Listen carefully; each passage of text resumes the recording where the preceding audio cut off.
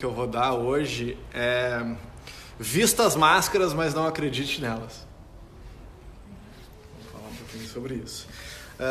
E aí a professora Chayal traz um livro dela aqui, uma passagem do Oscar Wilde, que eu vou parafrasear, que diz que a forma objetiva é, na realidade, a mais subjetiva.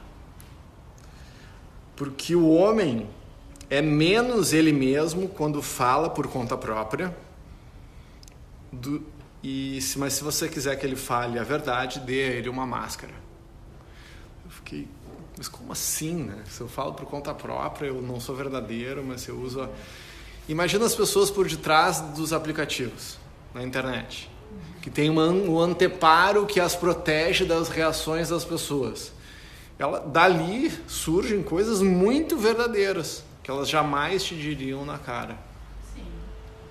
Então, muitas vezes, sem a máscara, né, ou sem a formalidade, a máscara seja os protocolos, seja, eu me visto aqui de dentista, me visto aqui de tabelião, me visto de administrador, sem essa máscara, não no sentido ruim, essa persona que eu utilizo para me relacionar, eu não permito que aquilo que eu gostaria de dizer apareça.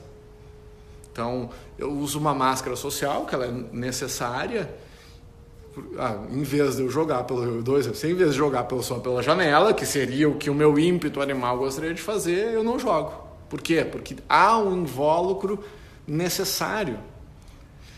Só que a nossa mente ela é binária, a gente fica pensando em certo e errado, em extremos. Então eu vou estar sendo falso. Não, não é isso. Não é a questão de falsidade. É a questão de tu vestir, não leve o personagem para a cama, né? Tu vestir, tu atuar na vida da melhor forma para que o teu conteúdo chegue. Então tu vai numa festa de gala com roupa de gala, não vai de bermuda. Tu não vai de smoking para beira da praia. Porque se tu entendendo os códigos de comunicação das pessoas e das personas, eu vou conseguir compreender a comunicação e fazer com que o conteúdo, que é a parte mais importante, chegue. Então, tem pessoas que se tu tem que falar com um pouco mais de docilidade, que elas vão te compreender. Algumas pessoas, o exemplo das castas na Índia, se tu não for duro, elas não te compreendem. Então, qual é a melhor forma de se comunicar? Quando eu vou fazer uma reunião no banco, quando eu for vender um projeto, quando eu estou falando com um filho de 4 anos ou um de 18 anos. Não falar da mesma forma, no mesmo protocolo de comunicação para uma criança de 4 anos e para uma pessoa de 16 anos. Então, isso que eu entendi que ela fala das máscaras é nisso. Então, tu vai falar com uma criança de 4 anos, tu tem que usar uma persona, uma forma que vai fazer com que o teu conteúdo chegue deglutido lá naquela pessoa.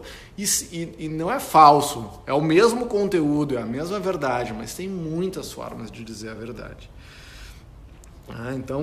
Mas o que acontece muitas vezes nessa nossa vida social? Todos nós somos seres sociais, tá?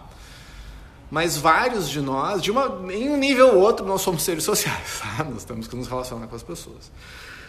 Mas tem algumas pessoas que não conseguem dar o start, por exemplo, numa conversação, dentro de uma festa, se não tiver tomado alguma coisa. Um vinho, uma cerveja, não estou nem falando certo ou errado. E eu hoje vejo com mais simpatia, empatia isso. Eu vou contar uma história de uma vez. Eu tenho um amigão meu, Herbert Schumacher.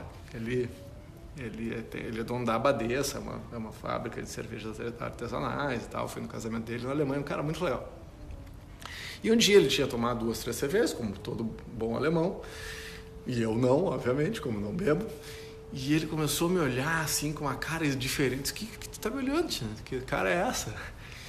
E ele, Fabiano, trink mal nicht. Du bist frei. Em alemão, né? Assim, Fabiano, não bebe. Tu é livre.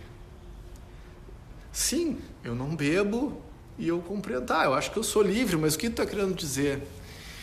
E ele seguiu falando em alemão comigo. Eu não vou repetir aqui, vou falar em português. Assim, eu sou um alemão muito duro. Eu estava te olhando aqui no meio da festa, todo mundo bebendo, tu não tá bebendo e tu parece que é o que tá mais bêbado. Porque tu tá mais feliz, tu tá interagindo com todo mundo, tu não precisa disso que as pessoas precisam. Eu preciso. Porque eu não consigo me comunicar da melhor forma numa festa se eu não estiver utilizando. Mas tu, cara, não te importa com o que as pessoas falam. Não bebe, não bebe. Como se eu fosse, né? Eu disse, não, ele tá muito divertido, não bebe, tu não precisa. E a professora Chael traz no livro dela uma coisa muito interessante, né? Imagina que sim, é possível a gente se entregar para a diversão e para a felicidade sem necessidade de nada. Nem um psicotrópico, nem uma anfetamina, nem um MD, nem maconha, nem nada, não precisa de nada. Só que, como muitas vezes nos falta, ou é socialmente aceito, estimulado, ou nos falta a habilidade para dar os starts de conexões sociais. Daí as pessoas usam esses gatilhos.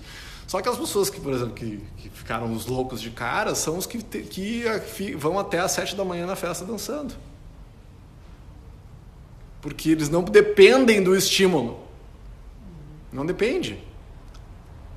E se tu precisa de um estímulo, em seguida tu vai ter a ressaca.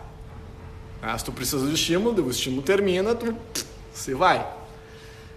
Então, mas como que a gente pode fazer isso sem usar, né, os psicotrópicos da vida?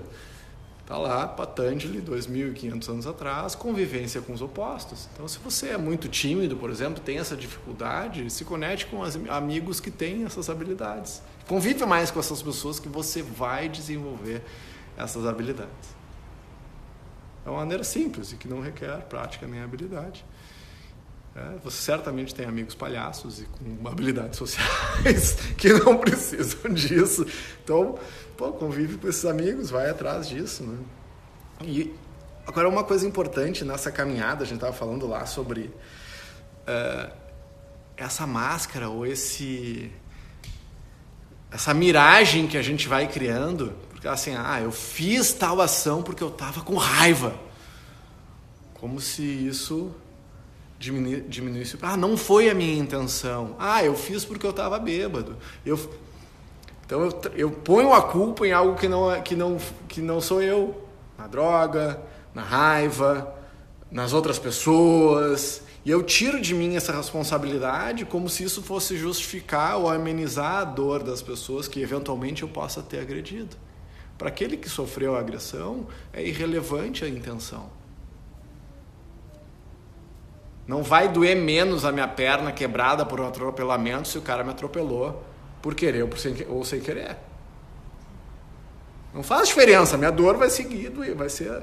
Então a intenção sim, ela é importante, mas ela não ameniza nada. Ela é uma miragem que se desfaz, porque eu tiro de mim a culpa e ponho a culpa numa outra coisa, no governo, nas drogas, no pai, na mãe, isso e aquilo. E a miragem ela vai se desfazer. Vai se desfazer. E para nós construirmos essa caminhada de autoconhecimento, do desenvolvimento de autoliderança e liderança para o mundo, é fundamental que a gente consiga buscar essa caminhada de uma autenticidade, de conexão, com uma palavra que ela não traz aqui, mas eu li dessa forma, é com autenticidade. Mas tu não estava falando de máscara, agora como é que tu junta a autenticidade de máscara? Veste a máscara, mas não acredita nela. Eu vou simplificar o que eu quero dizer com isso. Se eu quero me comunicar com as pessoas, eu preciso falar a língua delas e não a minha. E a língua delas... eu quero ir para a Rússia para dar aula de, finanças. Mas eu só quero dar aula em português. Não é o que tu fala. De que forma que eu preciso falar para que tu me compreenda? Então eu me coloco, a empatia, a compaixão e a autenticidade são veículos que vão fazer com que eu fale a tua língua. E essa linguagem é importante que nós nos esforcemos para compreender e para falar. Então a gente quebra isso vestindo a máscara da empatia, máscara no sentido, o protocolo da empatia ou a língua da outra pessoa. E a partir daí a gente constrói junto. Fabiano, sim. Uma frase